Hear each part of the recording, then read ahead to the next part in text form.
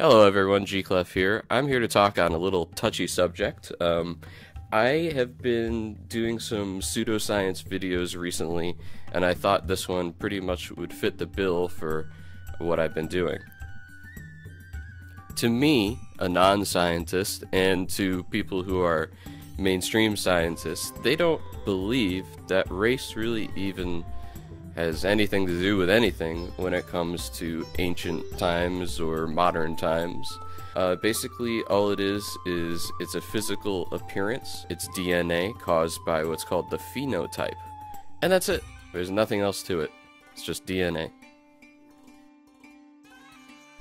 Now, a lot of proponents of this theory like to label me as a racist for trying to claim that not all Egyptians were black. So, just to clarify, I'm not saying that no Egyptians were black. I'm trying to debunk the theory that, quote, all, meaning every single Egyptian, was of the appearance of black, okay? Something that people tend to get mixed up is black and African. African means you are a native or an indigenous person, or you are simply born in Africa. That doesn't say anything about your phenotype or your race. That just means you're born in Africa. So a Dutchman living in South Africa who is white, he is still an African. So that's what African means, not a phenotype, not an appearance. So why is being against the theory that all Egyptians were quote-unquote black not racist is because this is a scientific inquiry, okay? I'm not saying anything about how great white people are and how horrible black people are. All I'm talking about is who the original quote-unquote Egyptians were. Where did they come from? And I'm just gonna basically exploit a very big loophole in that theory. So here we go. So I'm gonna deviate slightly here and just make a slight side point. This is a picture depicting Nubians. Now, not all people in this are Nubians. Some are also North Africans. So just in this one picture, you can see that the skin varies.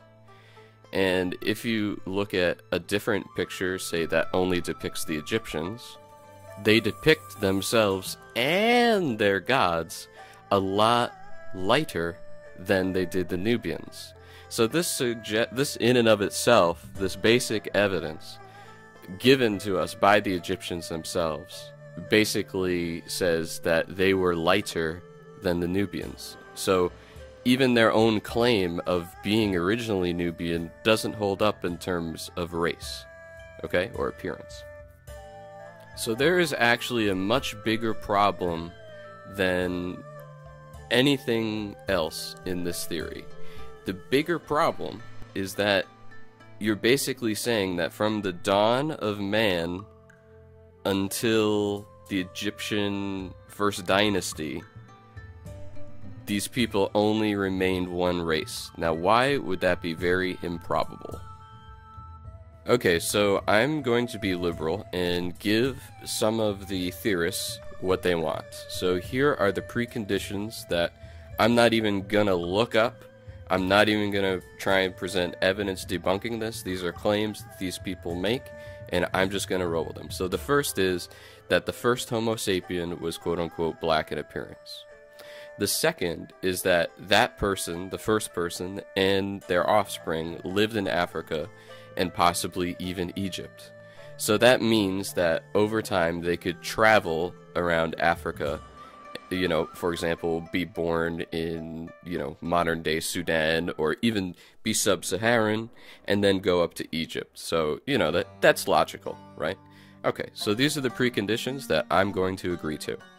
So the first Homo sapien was thought to have existed and flourished around 35,000 BC, okay? So that's pretty far back. I've also seen estimates such as 45,000 BC, or, around that area, okay? So let's just use this number for the sake of this argument. The first Egyptian dynastic period began around 3100 BC.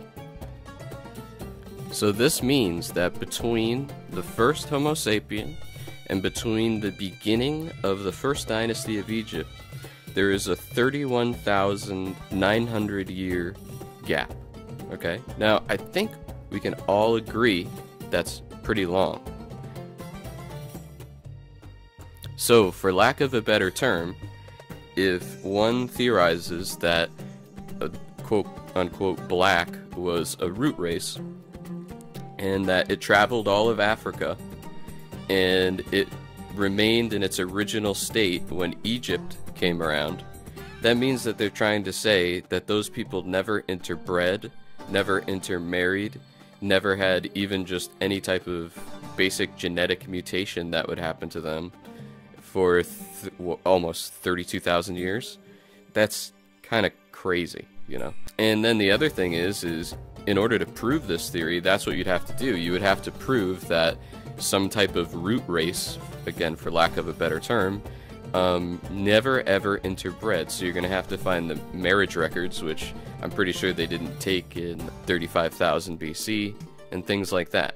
So, yeah, that's pretty much my take on it.